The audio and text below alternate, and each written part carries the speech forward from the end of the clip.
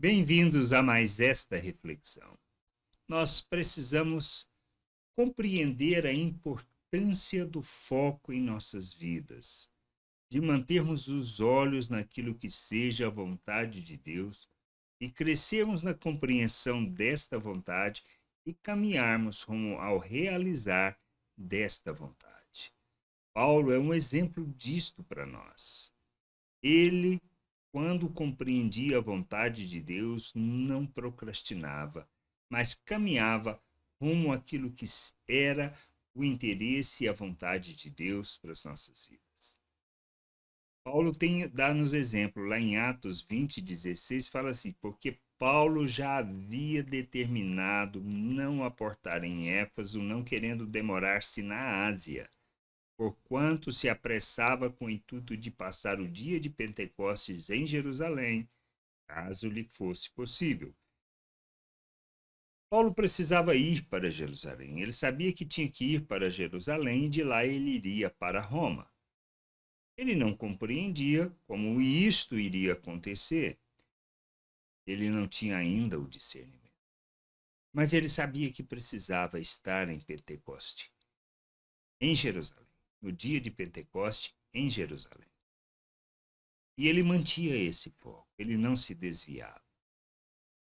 Ele podia não estar entendendo tudo, mas ele sabia que tinha que estar lá, tinha que levar as ofertas, pois de lá ele iria para Roma. O que movia isso?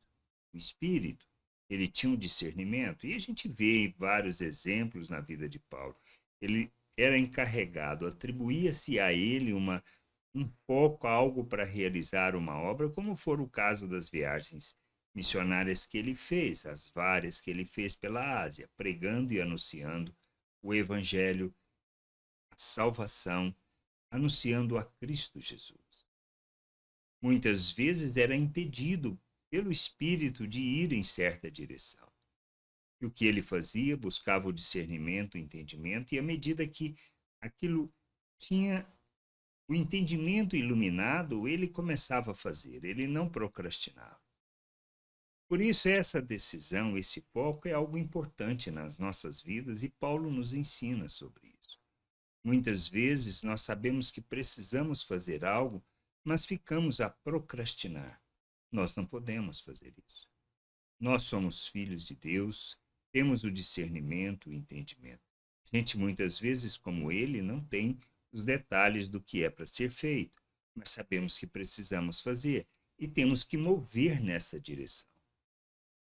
Assim como ele, a gente precisa aprender a fazer isso, a viver o reino de Deus segundo essa perspectiva, porque é o que o Pai nos chama para viver. Mas à medida que a gente vai caminhando na direção daquilo, nosso entendimento é iluminado, nós compreendemos o que precisamos fazer e como devemos fazer. Assim como Paulo, à medida que ele caminhou, ele foi tendo o entendimento, o discernimento, o próprio Espírito lhe revelava do que iria acontecer com ele. Deus nos prepara para tudo isso. A gente não precisa ter medo dessas situações ou do que temos que fazer. O que não podemos é procrastinar, pois quando procrastinamos, a vontade de Deus não se realiza por meio de nossas vidas. E a gente precisa entender que somos chamados para prestar esse verdadeiro culto, que é fazer de nossas vidas oferta em favor da vontade do Pai, para que por meio de nossas vidas as pessoas venham a conhecer o Pai.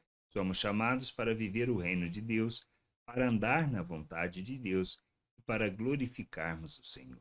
Que a gente entenda isso, compreenda estas coisas e que a gente possa ser instrumento de justiça e expressão da graça de Deus neste mundo, revelando o seu amor, a sua graça e as suas virtudes. Graça e paz sobre a tua vida. Amém.